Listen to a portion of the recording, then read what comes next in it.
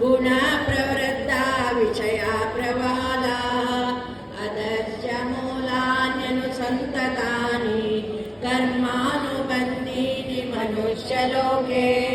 न रूपमस्येह ततोपलभ्यते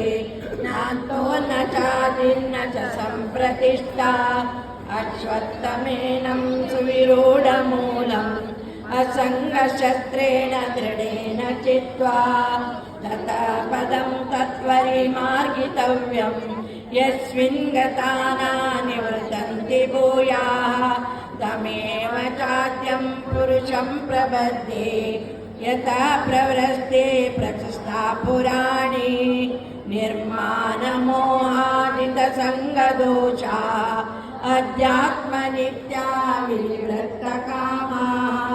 द्वन्द्वे विमुक्ता सुखदुःखसञ्जये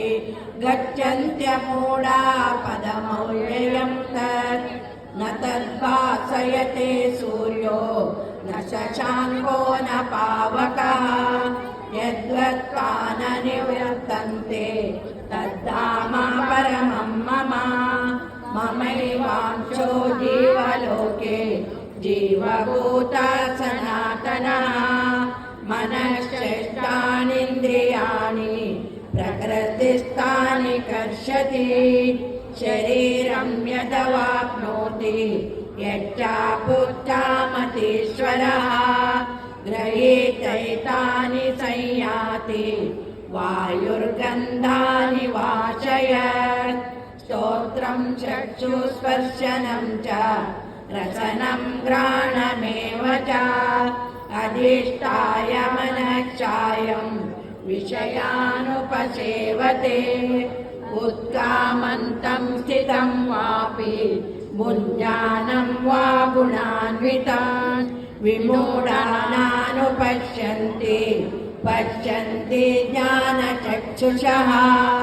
यतन्तो योगिनैश्वर्यं पश्यन्यात्मन्यवस्थितम् यतन्तो प्रकृतात्मानो नैनं पश्यन्त्यचेतसः यदादित्यगतं तेजो जगद्भासयतेऽखिलम् यच्चन्द्रमसि यच्चाग्नौ तत्तेजो विद्धि मामकम् गामाविश्य च भूतानि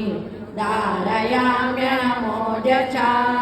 पुष्टमीशौषधी सर्वाः सोमो भूत्वा रसात्मकः अहं वैश्वानरो भूत्वा प्राणिनां देहमाश्रितः प्राणापानसमायुक्तो पचाम्यन्नं चतुर्विधम् सर्वस्य चाहं रतिसंविनिष्टो मत्तः स्मृतिज्ञानमपोहनं च वेदैश्च सर्वैरहमेव वेद्यो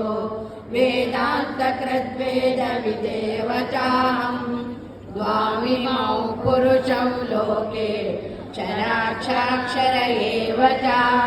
क्षरः सर्वाणि भूतानि कूटस्थोऽक्षर उच्यते उत्तमा पुरुषस्तन्या परमात्मेत्युदारतः यो लोकत्रयमाविश्य विभवर्तव्य ईश्वरः यस्माक्षरमतीतोऽहम् अक्षरादपि चोत्तमः आतोऽस्मि लोके वेदे च प्रथिता पुरुषोत्तमः यो मामेव मम सम्मूढो जानाति पुरुषोत्तमम् स सर्वविद्भजति मां सर्वभावेन भारत इति गुह्यतमं शास्त्रम्